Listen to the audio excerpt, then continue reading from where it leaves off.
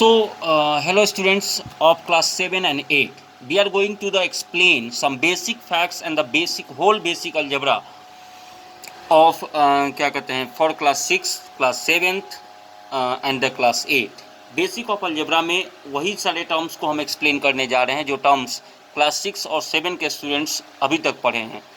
जो क्लास 8 में आ गए हैं, 7 वाले 8 में आ गए हैं, 6 वाले 7 में आ गए हैं वो सारे, और जो 5 से 6 में आ रहे हैं वो भी इस वीडियो को देख सकते हैं। कॉमन वीडियो है सबके लिए। चलिए, बेसिक ऑफ अलजेब्रा। अभी तक जो आपने नंबर और उसमें टाइप्स ऑफ नंबर, चाहे वो रेशनल नंबर हो, चाहे वो इंटीजर्स हो, चाहे वो अलग अलग फैक्ट्स वाले जितने भी नंबर्स और नंबर्स की कहानी पढ़ाई, ये सारे प्री अलजेब्रा के मैथमेटिक्स कहलाते हैं, प्री अलजेब्रा होते हैं। एक दूसरा होता है अलजेब्रिक मैथमेटिक्स, जिस केस में हम लोग हाइपोथेटिकल काल्पनिक संख्या और वह काल्पनिक संख्या को लेट करके काल्पनिक संख्या को के साथ अगर हम लोग प्रोसेस करते हैं तब उसको हम लोग कहते हैं algebra, and that mathematics is said to be algebra in which be using the hypothetical number that is represented by any such symbols such as capital letters of the English alphabet, that is A, B, C, D, small or the capital, both are taken. While we can taken the ka, or we can also taken this as a hypothetical number. That means कि वैसा number जो आपको पता नहीं, लेकिन उस number को find करने के लिए, प्रोसेस में जाने के लिए एक सिंबल के तौर पर उस नंबर को भी हम प्रोसेस का हिस्सा बनाने के लिए एक सिंबल से रिप्रेजेंट करते हैं, और उस सिंबल से जो रिप्रेजेंटेशन होता है उस रिप्रेजेंटेशन को हम लोग कहते हैं क्या? वेरिएबल। इसके जो वैल्यू होते हैं, क्योंकि वैल्यू तो हमको पता नहीं है, तो वैल्यू पता नहीं है तो इसी वैल्यू को फाइंड करना है, तो इस सिंबल्स के अलग अलग केस में अलग अलग वैल्यू हो जाते हैं।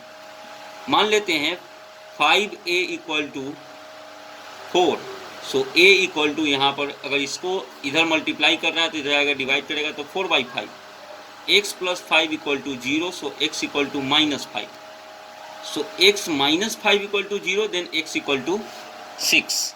अब इस केस में हम क्या कर, x इक्वल टू 5, सो इस केस में क्या कर सकते हैं कि वैल्यू बदल रही है, इसी x का वैल्यू यहाँ पर -5 है, यहाँ पर +5 हो गया, so value will be change, and इसलिए वैसे नंबर्स को हम लोग वेरिएबल कहते हैं जिसके वैल्यू हमेशा बदलते हो, एक फिक्स वैल्यू नहीं हो।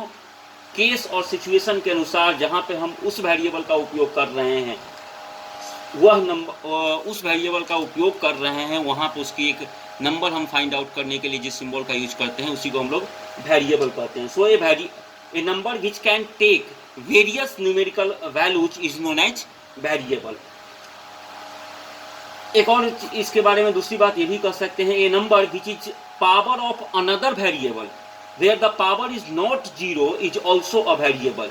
फॉर एग्जाम्पल में कह सकते हैं ये भी वेरिएबल्स हैं, x to the power -3, y to the power 2/3, z to the power 0.5 etc। बस पावर अगर 0 नहीं है, क्योंकि किसी भी चीज का पावर 0 क्या होता है? 1 हो जाता है। आपने exponent and power and exponent में पढ़ा है आपने, इसलिए अगर पावर इसका 0 नहीं है तो वह ऐसे वेरिएबल किसी के पावर में भी हैं तो वह नंबर क्या कहलाएगा? वेरिएबल कहलाएगा। So this is also a variable, and a number which is the product of constant and variable is also a variable. For example 5x square, 3x to the power 6, 4x to the power 7 इसके power हैं, और किसी number constant के, किसी another numerical numbers के, जिस number को आपने अभी तक पढ़ा है उस नंबर के भी अगर कोफिशिएंट में है तो भी वो क्या है? वेरिएबल है। ए कॉम्बिनेशन ऑफ 2 और more variable separated by different signs, mathematical operators, plus minus, multiplication and divisions, वो भी आप कह सकते हैं कि वेरिएबल ही हैं। जैसे x² plus y square, x² minus y, 3x square plus 4x square, minus 9x square plus 7x, these all are also said to be variable। इसमें क्या है कि हम लोग ऑपरेटर्स, मैथमेटिक्स ऑपरेटर का उपयोग कर रहे हैं, प्लस और माइनस साइन का उपयोग कर रहे हैं, तो वो भी आपका क्या होगा? वेरिएबल होगा। इसके बाद एक वर्ड हम लोग यूज करते हैं दूसरा जिसका फिक्स वैल्यू है, 4 का मतलब 4 ही होता है always, anywhere we can put this numerical symbol. These symbols always means the anything that is the 4 in quantity. So this is called constant, and these types of the number is said to be variable. Now another term was used in the algebra, and that is algebraic expression.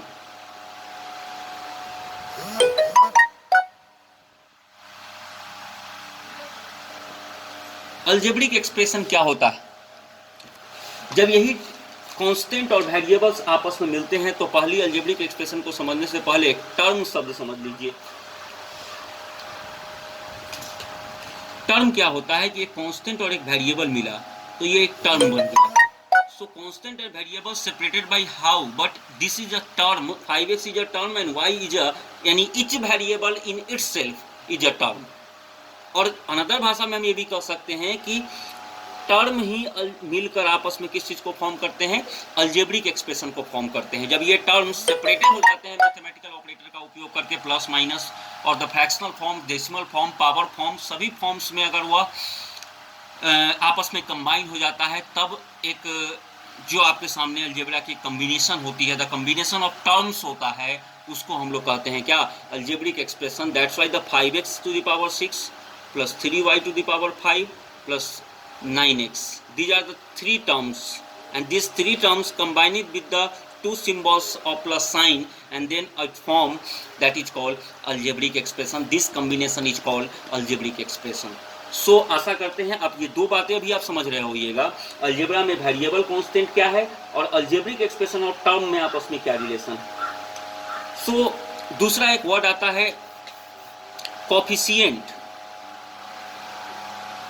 अब इसमें भी हम आपको हमेशा बताते हैं कि coefficient को आप दो चीज, एक सिर्फ अगर बात करें न्यूमेरिकल कोफिशिएंट का, और एक जब बात करें सिंपली कोफिशिएंट। सो न्यूमेरिकल अगर मान लेते हैं टर्म है -3x टू द पावर 2, यार इस वेरिएबल कौन है? x2 है। अब x2 वेरिएबल का यहाँ पर क्या है कोफिशिएंट? -3 ही है। बट -3x² y, यहाँ पर अगर हमसे y का कोफिशिएंट पूछ रहा है तो उस केस में सिंपली कोफिशिएंट अगर पूछेगा तो -3x², लेकिन अगर हमसे y का कोफिशिएंट पूछेगा तो -3x² होगा, क्योंकि वेरिएबल का भी वेरिएबल कोफिशिएंट। कोफिशिएंट का क्या मतलब है? उसके फैक्टर्स, उसके मल्टीपल्स।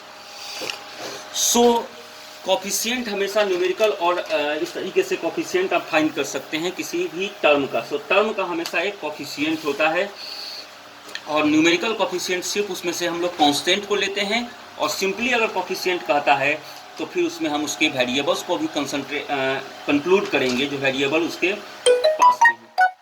अब देखिए दो वर्ड हम लोग यूज करते हैं हमेशा, लाइक टर्म और अनलाइक टर्म। लाइक टर्म और अनलाइक टर्म में वही डिफरेंस है, जैसे हम आपको वेरिएबल के बारे में क्या बताए हैं? वेरिएबल एक सिंबल है। मान लेते हैं एक केस है कि मोहन के पास 5 रुपए थे और उसने 2 रुपए के सामान खरीद लिए। अब उसके पास कितने पैसे बचे? सो मेनली उसके पास 5 रुपीज़ था, 3 रुपीज़ का उसने सामान खरीदा, और तब जो नंबर बचा उसको हम मान लेते हैं क। वहीं पर 5 केले थे उसके पास। यहाँ पर चलिए इसको थोड़ा सा ऐसे समझिए कि उसके पास 5 आम था, 2 आम खा गए तो बचे उसके पास कितना? 3 आम। लेकिन फिलहाल इस 3 आम को हम मान लेते हैं क्या? x। यह है एक्चुअल में क्या? 3 आम को हाइपोथेटिकली एक सिंबल से रिप्रेजेंट कर दिए, दैट इज x। वहीं पर अगर हम यूज करें 4 एप्पल, एंड 4 एप्पल में से 2 एप्पल उसने क्या किया कि खा गया, तो बचा कितना? 2 एप्पल। सो 2 एप्पल को हाइपोथेटिकल यहाँ पर हम मान लेते हैं क्या? y। अब जब बात करेगा कि x प्लस y, तो जोड़ना बड़ा मुश्किल है, क्योंकि 3 आम और 3 Apple, 3 mango and 3 Apple, that is not edible. क्या कर सकते हैं? 6 आम एप्पल नहीं कर सकते, क्योंकि आम यहाँ पर x जो है वो आम को ही रिप्रेजेंट कर रहा है। तो अब आम और एप्पल को आप भूल जाइए। अब ये बताइए कि x किस चीज़ का सिंबल है? यहाँ पर मैंगोज का सिंबल है, 3 mangoes, and the y is the symbol of the 3 apples. So इस दोनों का एडिशन नहीं हो सकता है, क्योंकि आम और एप्पल का एडिशन नहीं हो सकता। इसीलिए हम लोग क्या करते हैं कि वेरिएबल को क्लासीफाई करते हैं लाइक और अनलाइक टर्म में, और उसके कुछ मेथड्स हैं जिस मेथड के द्वारा हम लोग लाइक और अनलाइक टर्म को कंक्लूड करते हैं। So term having the same coefficient are called like term. अब मान लेते हैं -3x⁻³ और -x⁻3। एक तो सिंबल सेम होना चाहिए, और सिंबल अगर सेम है तो उसका क्या होना चाहिए? उसके पावर भी सेम होने चाहिए। तो पावर भी सेम है, और अगर पावर भी सेम है तब ये दोनों क्या है? Like term. Power same, variable same, coefficient से मतलब नहीं है, टर्म क्या हो गया? लाइक हो गया। दूसरा एग्जाम्पल अगर ले ले तो 3x² y minus 5x² y 7x² y, इस तीनों टर्म में अगर देखेंगे आप तो भले ही सबके कोफिशिएंट अलग अलग है, लेकिन वेरिएबल क्या है? x² y, x² y। सो इस सभी टर्म को हम लोग कह सकते हैं क्या? This all the terms are said to be like term. चलिए, तो ये हो गया आपका लाइक टर्म। अब अनलाइक टर्म वही हो गया x³ और x²। क्या है? अनलाइक टर्म है।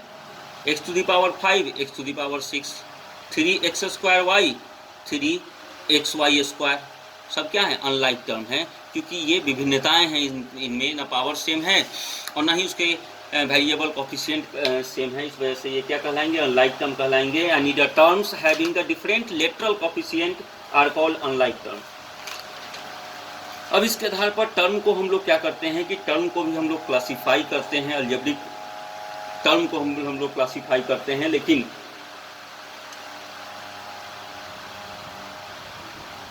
अब यहाँ से एक वर्ड हम लोग पढ़ेंगे, अब क्या?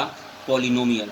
लेकिन आपके लिए एक इंट्रोडक्शन था इस वीडियो में, और आप इस वीडियो को देखिए। अब कल से हम आपको पॉलिनोमियल की वीडियोस बनाएंगे आपके लिए। पॉलिनोमियल के बारे में डीपली पढ़ेंगे, कैसे आप आइडेंटिफाई कर सकते हैं कि कौन सी चीज़ पॉलिनोमियल है और कौन सी चीज़ पॉलिनोमियल नहीं है। So thank you, I am Mukund from clever children. Subscribe जरूर कर दीजिए चैनल पर। Thank you.